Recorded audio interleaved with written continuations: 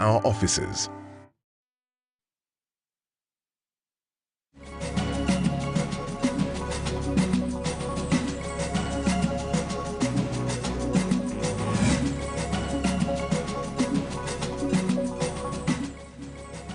Karibu tena mtazamaji, tuendelee na taarifa zaidi. Turejee Mombasa tena ambako zaidi ya watu 1000 wamejitokeza hii leo katika halmashauri ya bandari ya Mombasa kwa mnada wa magari ya kifahari ambayo yaliokosa kulipiwa ushuru. Mwanahabari Tobias Chanji alizungumza na baadhi ya wananchi ambao waliofika katika bandari ya Mombasa.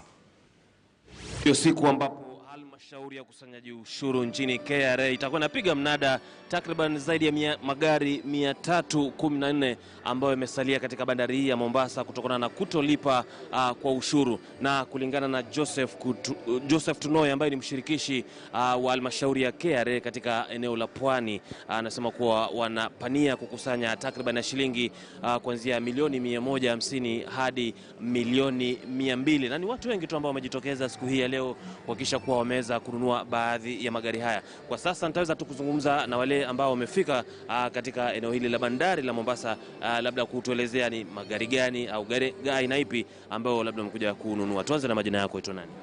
Kwa majina naitwa Dominto Ribi. Mimi ni mfanyabiashara hapa mjini Mombasa. Umefika mapema hapa sana na kuona uko kama nambari 70 hivi.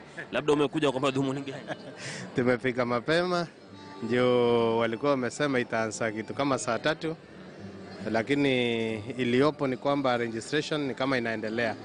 Kwa hivyo wale watu wametoka mbali kama Nairobi mpaka wapewe nafasi ili nao pia wajisajili ili auction ionekane ilikuwa kitu mzuri na official. Labda ni gari lipi ambalo umekuja kununua? Specifically hakuna gari ambalo niko nalo lile nasema nataka, but mimi ni mfanyabiashara. Na mfanyabiashara unaenda na bei. Unaenda na bei. Sasa bei kama itakuwa nzuri tutanunua. Kama itakuwa nzuri nao tutaachia wengine wale wataweza. Asante. Sawa, shukrani. Kidogo pia kuna mwanadada hapa naona umekuwa na hesabu sijui pesa nini. Majina yako ito nani tafadhali? Kwa majina naitwa Judy Mshai. Na nimefurahi kwa government imetoa opportunity ya magari kuuzwa katika bei ya nafuu. Ndio maana nimekuja at least kama naweza nunua. Na pia waongea kwa sauti ya chini sana. Labda gari lako lipi ambalo unataka kununua? Mimi ningependa nipate Subaru Legacy. Nitafurahi. Subaru? Nasikia Subaru ina sifa. Kwa sababu nimeona magari ya Toyota ni kama yako na demand sana. So I guess unaenda kwa yenye haina demand, at the end of the day you have a good car. Shukrani na kutakia kila laheri. Ni miongoni tu mwa wale wateja tu ambao wamefika hapa kisha kuwa wameweza pia kushiriki katika mnada huu. Niruhusu nizungumze na wa mwisho, labda mjomba waitwa nani? Kwa hiyo hapana. Unasema kwa hiyo hapana. Lakini kwa gari labda ndio upo. Kidogo labda nisogee upande wangu wa kushoto. Mjomba unakuita nani majina? Sorry? Wanakuita nani majina? Jina naitwa Karaoke. Yes. Umefika hapa katika mnada huu bila shaka kununua gari? Yeah, nimekuja hapa ninunue gari. Nimekuja na basi kutoka Nakuru na mpaka ninunue gari. Sasa umekuja na basi lakini utarudi na gari lako? Rudi na gari langu. Yeah, gari dogo ile ambaye haina pesa ya kunywa petroli mingi. Manake mimi ni mkulima kidogo, nataka ile kagari kidogo kanakuwa kwasia 1500 kwenda chini. Si ile kubeba abiria wengi kwenye gari kwenda sherehe. Kubeba abiria wengi ni kagari yangu ya kujibeba. Pia ile ya kunywa petroli pesa kidogo. Ndio. Sawa, kila laheri. Okay. Ni baadhi ya wateja tu waliofika kushiriki mnada huu ambao kumbuka kuwa mnada huu unafanywa kwa siku 2. Hii leo na vile vile kesho ambapo wateja wataweza tu kuangalia magari ambayo yamefika hapa na ambayo yamenaswa kwa kutokana na kutolipa ushuru. Kumbuka tu mengi ya magari haya ni yale magari ya kifahari, kuna Prado, kuna Range Rover na kadhalika. Kutoka maeneo ya bandari ya Mombasa hatuna la ziada ila kurejesheni studio zetu Nairobi. Asante sana Tobias Chanji. Mtazamaji, mpango wa kuwasaidia wasichana wadogo maarufu kwa lugha ya Kiingereza SheLeads wa kuwasaidia kuwa viongozi umezinduliwa mapema hii leo. Akizungumza wakati wa uzinduzi huo, katibu mwandamizi katika Wizara ya Jinsia Rachel Shebesh Amesema ni jukumu la kila mtoto wa kike kujituma ili kuwa bora zaidi, kwani hiyo ndio njia pekee ya kuwawezesha kushikilia nyadhifa mbalimbali za uongozi. Vilevile ametoa wito kwa serikali kushirikiana vyema na jamii ili kuhakikisha mtoto wa kike yuko salama. Visa vya wasichana kutekwa nyara na wengi wao kupatikana kama wameuawa vimeongezeka hivi karibuni.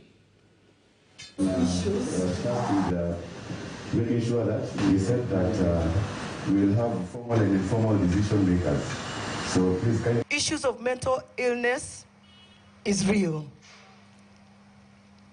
And it has manifested itself even more pronouncedly with our young people. And so we might be here motivating these young people, or you're here as a young person getting motivated, but somehow in your spirit, you are not able to exert yourself. You don't know why you feel pulled down. And I am telling you, like I tell everybody, I have bipolar disorder. But bipolar disorder does not define me anymore. And the reason I am able to stand and speak about it is because somebody somewhere asked me the question, are you okay? How I wish our government on budget allocation can allocate funds on the sensitization of women leadership and the cultural practices that hinder us from being who we are meant to be. We are hoping, for example, girls who are passionate around GBV, sexual reproductive health and rights, climate change, they will have spaces to influence and lead in the specific thematic areas as well. We are just starting a new strategy beginning July. And this strategy is about ending teenage pregnancies and all forms of violence against girls and young women. Na halmashauri ya ujenzi wa barabara kuu nchini Kenya imetoa ilani kwa kampuni ambayo imepewa zabuni ya ujenzi wa makutano ya barabara ya Kericho hadi tarehe 5 Novemba kukamilisha ujenzi wa barabara hiyo. Kulingana na mkurugenzi mkuu wa Kenya, mhandisi Peter Mundinia, serikali ilitoa cheti pamoja na fedha za ujenzi mwezi uliopita. Kukamilishwa kwa mradi huo kutarahisisha usafirishaji wa bidhaa kaunti ya Kericho ambayo inajivunia kilimo cha majani chai.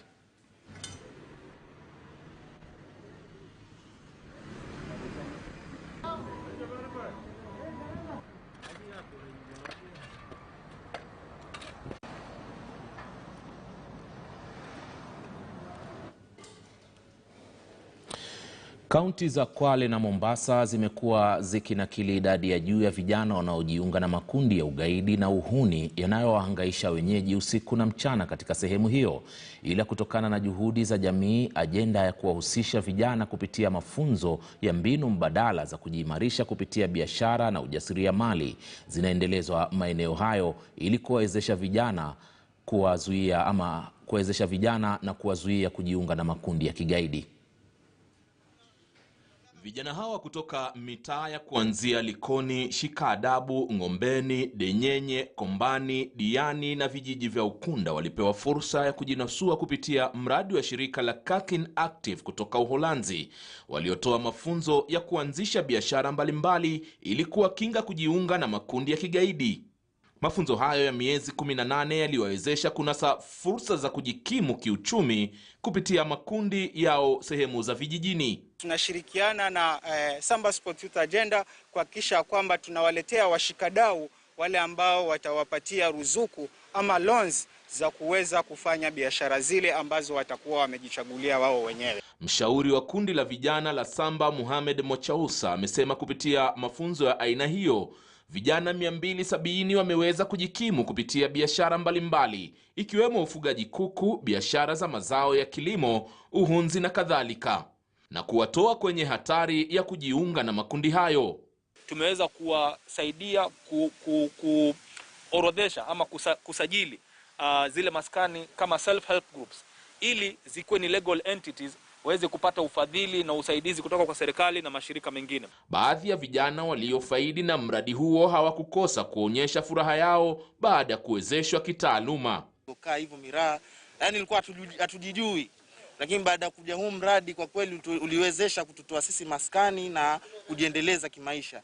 Hii shirika imenisaidia sana katika hii miradi yao, sana kwa hiyo trauma healing ambayo imeniwezesha mimi kama msichana niwe naweza kujicontrol katika stress zangu. Nikipandwa na stress niwe naweza kujishukisha. Pia katika hiyo apprenticeship ya salon services imeniwezesha pia nikajua vitu kadhaa katika salon. Ni aina ya miradi inayowasaidia vijana wengi kujikinga na tabia potofu katika jamii, zikiwemo uraibu wa dawa za kulevya na kuwapa fursa ya kujiajiri badala yake. Kwingineko, serikali imehimizwa kubuni mbinu zitakazowasaidia Wakenya wanaosafiri kuelekea mataifa ya nje na haswa Uarabuni kutafuta vibarua haswa za kazi za nyumbani. Kulingana na katibu mkuu wa KUDHEHA Albert Njeru, Wakenya wengi ambao wanaosafiri nje kufanya vibarua hupitia changamoto nyingi na hata wengine wanakosa kufaidika. It is high time we address the gaps which has been challenged by precarious jobs which have been coming, and our brothers and sisters are employed by virtue of not following the law. So we want to create awareness to both the practitioners which are employers. These are employers who are called private agencies, and the government and the employer, so that you can create a dialogue. This dialogue is supposed to synthesize all of us the need of crossing the gaps where we feel brothers and sisters, citizens of Kenya, are not aware of what is happening across the country, and as a requirement of the law, it is important that public participation is done. We want to stop this issue of migrating illegally. Stop it and let us do things right. Na kaunti ya Migori imeanzisha mradi wa kufuga ng'ombe walio na uwezo wa kutoa kiwango kikubwa cha maziwa kama njia mojawapo kupunguza kiwango cha umaskini katika eneo la Kuria. Akiwahutubia wakulima wa ng'ombe wa maziwa katika wadi ya Tagare, Kuria West kule, waziri wa kilimo kaunti ya Migori Valentine Ogongo amesema wakulima watapewa ng'ombe walio na uwezo wa kutoa kiwango kikubwa cha maziwa kuliko aina ya ng'ombe ambao wanaofugwa kwa sasa.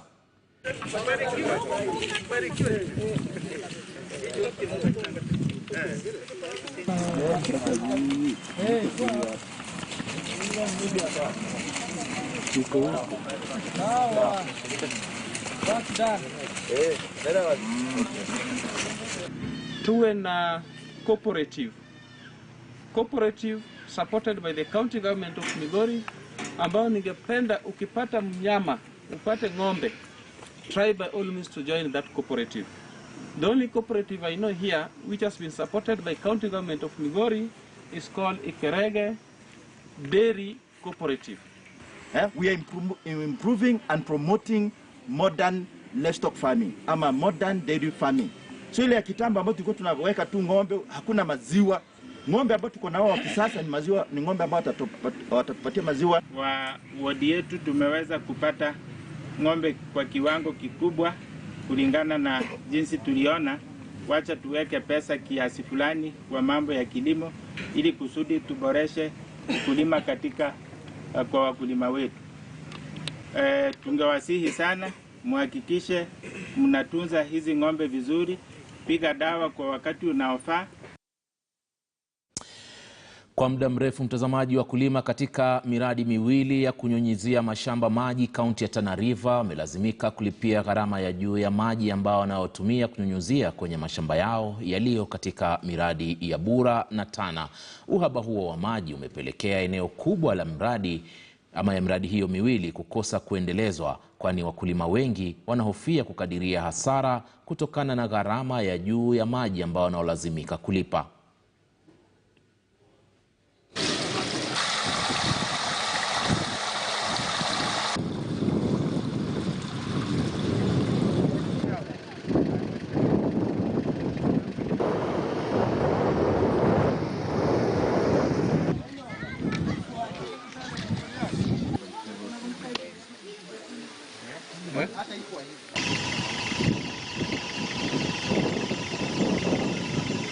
Kama ekari kama hizi kuna wakulima tofauti. Kwanza kwa wale wakulima wanaojitegemea ambao hawajafadhiliwa kutoka mahali. Kilimo hiki tutakisapoti na maji ya gravity. Actually attention yetu yote itaenda kuleta maji kwa gravity. Kwa sababu kupampu maji hapa na stima ama kupampu maji hapa na generator is very expensive. Pia tuna replace the pumps za zamani zile gensets, pumps tunataka kuzibadilisha ndio ziweze kuwa mpya. Currently what we've developed is 12,000 acres and we are in the process of expanding to cover the 25,000 acres. Naam, turejee sehemu ya Kiambu kule ambako mwanamume mmoja wa umri wa makamo jana alimiminiwa risasi akiwa kwenye gari lake aina ya Subaru Forester na watu wasiojulikana katika barabara kuu ya Thika eneo la Gwa-Kairo. Mwanamume huyo ambaye hakutambulika alikimbizwa katika hospitali ya Thika Level 5 ili kupata matibabu, ingawa alifariki usiku wa kuamkia leo. Akithibitisha kisa hiki, kamanda wa polisi eneo la Juja Dorothy Migarusha amesema tukio hili lilifanyika mwendo wa saa 9 mchana na kukimbizwa hospitalini akiwa hai. Walioshuhudia tukio hilo walisema kwamba walisikia milio ya risasi na kuona magari yakikimbizana kabla ya gari la jamaa huyo kupoteza mwelekeo. Polisi wanaendelea na uchunguzi wao kwa sasa. Mwendo wa saa 9 kamili hapo tulipata ripoti kutoka kwa wananchi weba kwa hii area ya kwa Cairo kwamba kuna mtu amepigwa risasi akiwa kwenye gari akiendesha maeneo ya kwa Cairo. Tuliweza kutuma askari wakafika hapo na wakapata kuna gari moja ya Subaru Forester ambaye ilikuwa na mtu ambaye ni mwanaume. Tukasikia mlio wa risasi kwa highway. Kuangalia tukaona hiyo gari ilikuwa gari ya white, ilikuwa ina lose control. Saa tukakaa tukakimbia hapo, tukapata gari imeanguka side ya left. Watu wakakuja wengi juu hata ile kitu tulikuwa tunashindwa ni kama ni risasi ama ni miguu imetoboka. Tukakaa watu wakaja, tuangalia tukapata kuna jamaa amepigiwa risasi huko ndani. Kwingineko, ulimwengu ulipokuwa ukiadhimisha siku ya kimataifa ya twiga, maafisa wa KWS katika kaunti ya Wajir wamezua hofu ya upungufu wa twiga mwenye asili ya Kisomali katika sehemu hiyo. Twiga ametajwa kama mnyama aliye kwenye hatari kubwa, huku baadhi ya watu wakisema supu ya mifupa yake ni dawa ya COVID-19. Wataalamu wanasema huenda idadi ya mnyama huyo ikapungua ikiwa hatua madhubuti hazitachukuliwa. An estimated number of almost 4,000 Somali giraffes, and we're here to ensure that the communities understand the importance of these giraffes, and we are taking, together with the county government and the KWS, concrete efforts in creating more protected areas, community protected areas for these majestic, beautiful animals. There is an increase in bushmeat hunting, especially after COVID. You know, a lot of people cannot afford, or they've wrongly been told that giraffe meat contains cures for COVID and protection, and they're killing these wildlife. So, especially giraffe, they're using this to substitute their daily diet. Proliferation of small arms affects our giraffes in this area. Also, the issues of climate change, the issues to do with drought, also the diseases which affect the giraffe, the skin diseases, they are also a challenge within Wajir. Na ili kuimarisha huduma za maji kwa wakazi wa mji wa Meru na viunga vyake, usimamizi wa kampuni ya huduma hizo umevunjilia mbali matawi yake na kuunda tawi moja kubwa, hatua ambayo afisa mkuu mtendaji wa MEWASCO Joseph Mberia anasema itasuluhisha changamoto kama vile madalali ambao wanaosababisha uhaba wa maji. Water demand is growing every day in our towns. Koret, Nkubu, Mawa, here in town is a challenge. And without that synergy, then it means within few years, we might have challenges in water delivery. We have identified gaps, either in terms of intakes. Some of them are dilapidated, even the infrastructure there, they are dilapidated. And now we have come up with the solutions. Where do we get these finances to rectify those infrastructures, those intakes, and so forth? We have identified in the strategic plan key partners whom we are going to write proposals to show, to communicate to them, and they will come in handy. Some of them are the national government, the county government of Meru, which has really supported us in terms of settling their bills and in terms also of engaging us.